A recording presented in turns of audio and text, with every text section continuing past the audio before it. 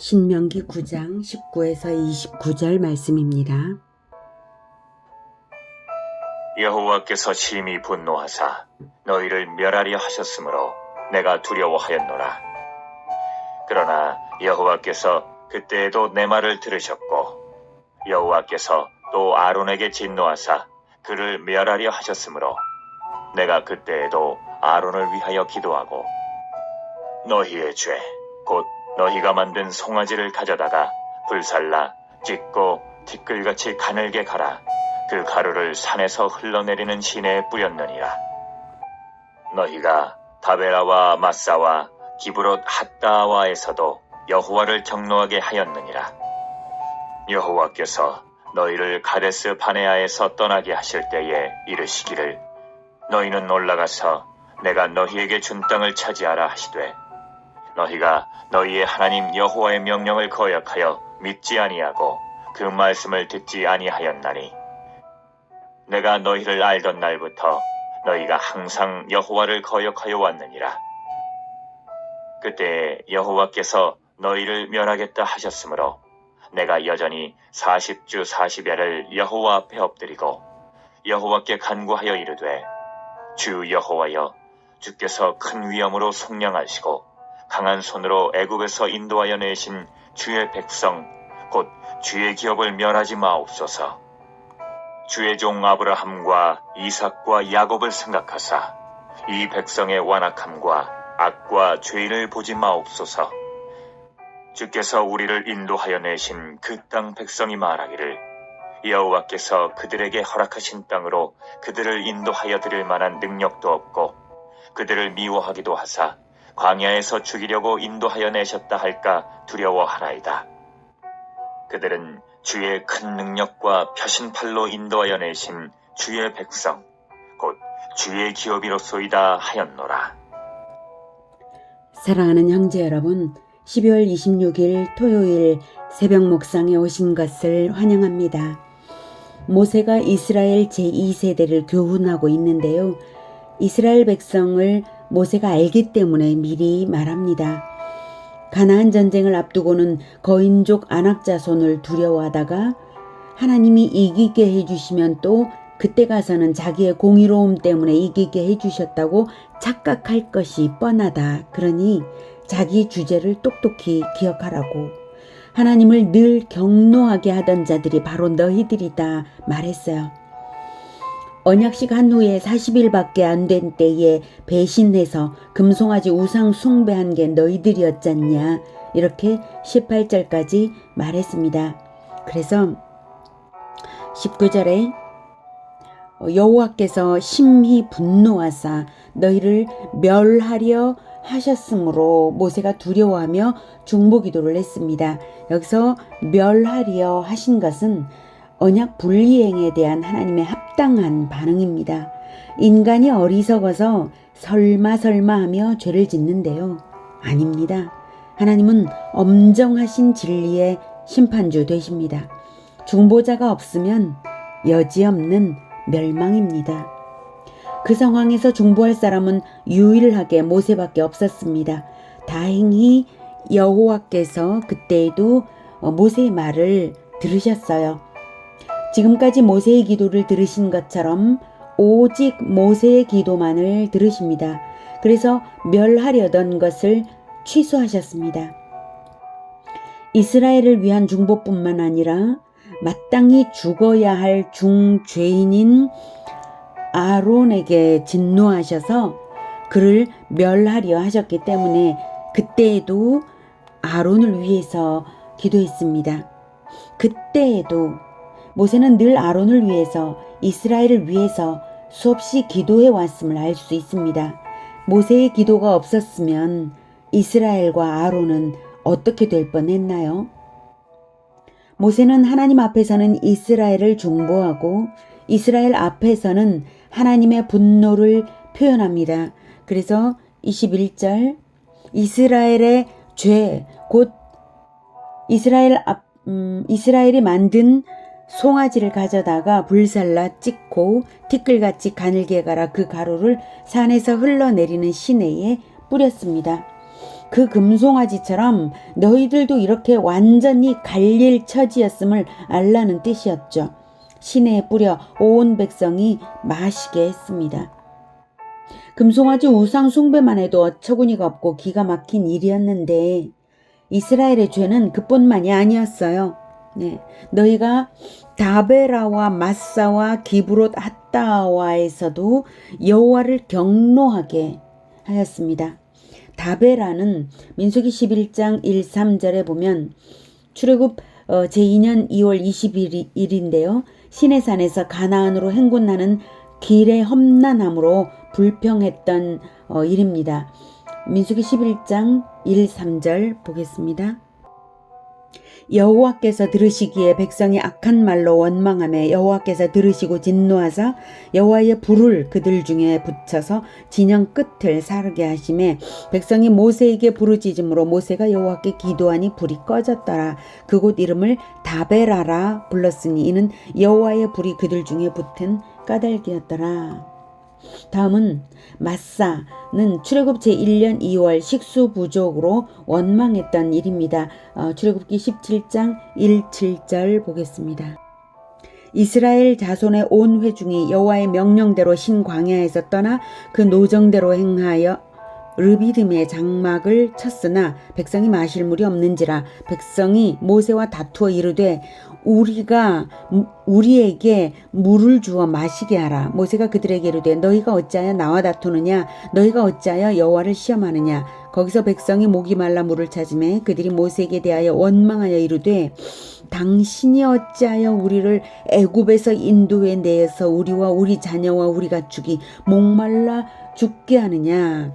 모세가 여호와께 부르짖어 이르되 내가 이 백성에게 어떻게 하리이까? 그들이 조금 있으면 내게 돌을 던지겠나이다. 여호와께서 모세에게 이르시되 백성 앞을 지나서 이스라엘 장로들을 데리고 나일강을 치던 네 지팡이를 손에 잡고 가라. 내가 호렙산에 있는 그 반석 위 거기서 내 앞에 서리니 너는 그 반석을 치라. 그것에서 물이 나오리니 백성이 마시리라. 모세가 이스라엘 장로들의 목전에서 그대로 행하니라. 그가 그곳 이름을 마사 또는 무리바라 불렀으니 이는 이스라엘 자손이 다투었으며 또는 그들이 여호와를 시험하여 이르기를 여호와께서 우리 중에 계신가 안 계신가 하였음이더라. 악하죠? 여호와께서 우리 중에 계신가 안 계신가. 네. 그때까지 그들이 봤던 모든 기적들은 뭡니까? 그 모든 기적들을 다 봤으면서도 하나님이 계시다면 자기네들한테 기적을 행해봐라 이런 식으로 말을 했던 것이죠. 다음 기브롯 핫다와는 다베라 사건 직후에 만나에 실증난 백성들이 원망하다가 메추라기는 먹었으나 징벌을 당한 일입니다. 민수기 11장 4에서 34절이 상당히 길죠. 거기에 나온 사건인데요. 민수기 11장 4에서 6절까지만 보도록 하겠습니다. 그들 중에 섞여 사는 다른 인종들이 탐욕을 품음에 이스라엘 자손도 다시 울며 이르되 누가 우리에게 고기를 주어 먹게 하랴. 우리가 애굽에 있을 때에는 값없이 생선과 오이와 참외와 부추와 파와 마늘들을 먹은 것이 생각나거늘 이제는 우리의 기력이 다하여 이 만나 외에는 보이는 것이 아무것도 없도다. 그 신비한 만나 완전식품을 먹으면서도 이렇게 원망을 했었어요. 다음 가데스 바네아 사건이 있죠. 출애굽 제2년 5월경에 12정탐꾼의 보고를 들은 이스라엘이 반역하여서 40년 광야 방황의 징벌을 받은 일입니다. 민수기 13장 1절부터 14장 34절까지 쭉 나오는 사건인데요. 민수기 14장 1, 4절만 보도록 하겠습니다. 온 회중이 소리 높여 부르짖으며 백성이 밤새도록 통곡하였더라. 이것은 12정탐꾼이 와서 부정적인 평가를 내놓았을 때 이렇게 백성들이 했습니다. 이스라엘 자손이 다 모세와 아론을 원망하며 온 회중이 그들에게 이르되 우리가 애굽 땅에서 죽었거나 이 광야에서 죽었으면 좋았을 것을 어찌하여 여호와가 우리를 그 땅으로 인도하여 칼에 쓰러지게 하려 하는가. 하나님 앞에 이렇게 말할 수 있습니까? 기가 막히죠. 우리 처자가 사로잡히리니 애굽으로 돌아가는 것이 낫지 아니하랴. 기가 막힐 일입니다. 4절 이에 서로 말하되 우리가 한 지휘관을 세우고 애굽으로 돌아가자 하며 이제 지휘관까지 세우려고 했었죠. 이러면서 여호수아와 갈렙이 말리니까 오히려 그 둘에게 돌로 치려 했었습니다. 정말이지 인간의 역사는 계속되는 불순종과 반역의 역사입니다. 중보자가 없으면 아무 소망이 없습니다. 그래서 모세는 여호와께서 멸하겠다 하시는 것을 말리기 위해서 두 번째로 40주 40야를 여호와 앞에 엎드린 것입니다. 모세의 이 마음을 헤아려 보십시오. 오직 여호와를 위하고 이스라엘을 위하는 이 마음. 자기 자신은 전혀 없는 마음입니다. 예수님이 공생애를 시작하실 때에도 40일 금식을 하셨죠. 모세와 동일한 마음이셨습니다. 하지만 동일하지 않은 것이 있습니다. 하나님께서 모세에게는 이스라엘을 위해 심판을 당하게 하시지 않으셨지만 예수님에게는 정말로 백성을 위한 심판을 내리셔서 생명으로 죗값을 치르게 하셨습니다. 네 백성의 죗값을 네가 당하라고 하신 것이죠. 그래서 십자가에서 실제로 죽으셨습니다. 12절에 하나님께서는 말씀을 하시길, 모세에게 말씀을 하시길, 네가 애굽에서 인도하여 낸 네 백성이라고, 네 백성이 부패하였다, 스스로 부패하였다라고 네 백성이라고 표현하신 하나님이셨죠. 하나님은 예수님에게서 정말로 생명을 받으셨기에 예수님의 생명값의 효력을 믿고 예수님에게로 들어오는 모든 사람을 예수님에게 주셨습니다. 네 백성. 그래서 예수님이 왕이신 것입니다. 자기 생명으로 값을 치러서 구해낸 자기 백성들의 왕이신 것입니다. 언약이란 이렇게 엄정한 것입니다. 예수님에게서는 생명을 받으실 하나님이 모세에게는 생명까지 요구하지 않으셨고 그 간절한 중보 기도를 들으셨습니다. 그 중보 기도가 참으로 마음을 울립니다. 26절부터 29절까지 보면 여호와께 간구하여 이르되 주 여호와여 주께서 큰 위엄으로 속량하시고 강한 손으로 애굽에서 인도하여 내신 주의 백성 곧 주의 기업을 멸하지 마옵소서. 네. 하나님의 구원의 공로를 근거로 간구했어요. 주의 백성 주의 기업이라고. 네, 하나님께서는 네 백성이라고 하는데 모세는 주의 백성입니다. 주의 기업입니다. 이렇게 끝까지 언약 관계를 근거로 붙들고 간구했어요. 우리도 하나님의 은혜와 하나님의 자녀 삼으심을 근거로 기도해야 합니다. 27절 주의 종 아브라함과 이삭과 야곱을 생각하사 이 백성의 완악함과 악과 죄를 보지 마옵소서. 네, 과거 조상들과의 언약에 근거해서 간청했어요. 이스라엘 자신에게는 간청할 아무 근거가 없으니까요. 간청할 수 있도록 미리 언약을 주신 하나님이, 조상들에게 언약을 주신 하나님이 얼마나 은혜로우신가요? 우리도 간청할 수 있는 근거가 있습니다. 우리 예수님께 은혜를 주신 예수님의 은혜, 예수님과 언약을 맺으신 하나님의 은혜. 그래서 우리가 예수님을 보시고 우리의 완악함을, 악과 죄를 보지 말아 주시옵소서 이렇게 기도할 수 있는 거예요. 얼마나 은혜로우신가요? 우리도 예수님께 허락하신 하나님의 언약을 근거로 기도하는 것이 지혜입니다. 받은 언약을 근거로 기도할 줄 알아야 합니다. 쉽게 말하면 예수님의 이름으로 기도하는 것이죠. 그저 무의미한 주문처럼 예수님의 이름으로 기도한다고 읊을 것은 아니고요. 새 언약, 새 계명, 그리스도의 사명에 신실한 자로서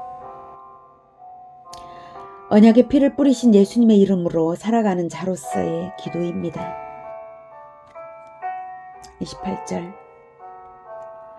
주께서 우리를 인도하여 내신 그 땅 백성이 말하기를 여호와께서 그들에게 허락하신 땅으로 그들을 인도하여 드릴 만한 능력도 없고 그들을 미워하기도 하사 광야에서 죽이려고 인도하여 내셨다 할까 두려워하나이다. 모세가 이렇게 기도하는 마음을 보십시오. 하나님의 영광을 수호하기 위한 목적으로 기도합니다. 이런 기도가 하나님의 마음을 움직이는 것입니다. 참으로 사랑한다는 것은, 하나님을 사랑한다는 것은 상대방의 영광을 지켜주는 것이죠. 인간관계도 마찬가지입니다. 사랑한다는 것은 상대방의 영광을 지켜주는 것이죠. 상대방의 명예, 이것을 귀하게 여겨주는 것이죠. 모세가 얼마나 하나님을 사랑하는지 찡하게 느껴지는 순간입니다.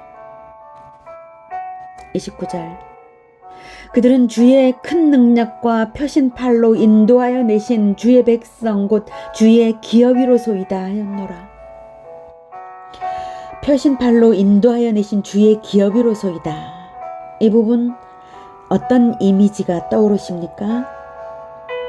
십자가에서 표신팔로 자기 백성의 죄를 책임지신 예수님이 떠오르지 않습니까? 기업은 정당한 대가를 치러서 확보하거나 또는 상속받은 재산을 의미합니다. 그러므로 결코 양도될 수 없는 것이죠. 예수님은 하나님으로부터 당신의 백성을 받으셨고 또한 백성을 얻는 대가를 치르시기 위하여 십자가에서 팔을 벌리셔야 했습니다. 그래서 정당한 대가를 치러서 자기 백성을 확보하셨어요. 그래서 예수님의 백성을 예수님의 사랑으로부터 분리시킬 것이 결코 없습니다. 예수님은 우리 죄인들을 중보하시기 위해 십자가에서 팔을 펴셨습니다.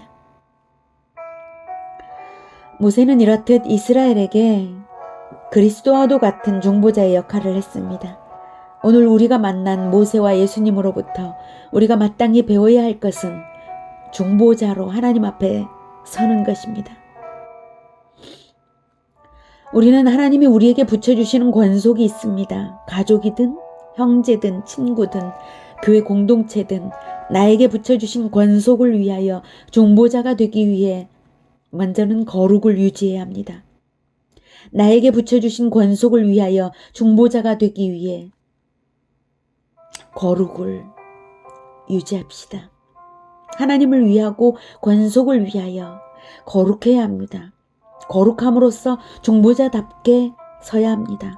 나의 권속을 위한 중보자는 나밖에 없다는 생각을 해야 합니다.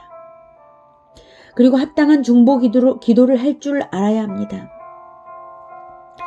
내가 거룩하다 하더라도 나에게 아무 공로가 없는 줄을 알아서 예수 그리스도의 공로에 의지하여 하나님의 영광을 위하여 하나님의 백성을 잃지 마시기를 간구하며 기도해야 할 것입니다. 모세의 중보 기도를 본받아 공동체를 하나님께 올려드리는 복된 중보자들이 되기를 우리 모두를 위해 축복합니다. 기도하겠습니다.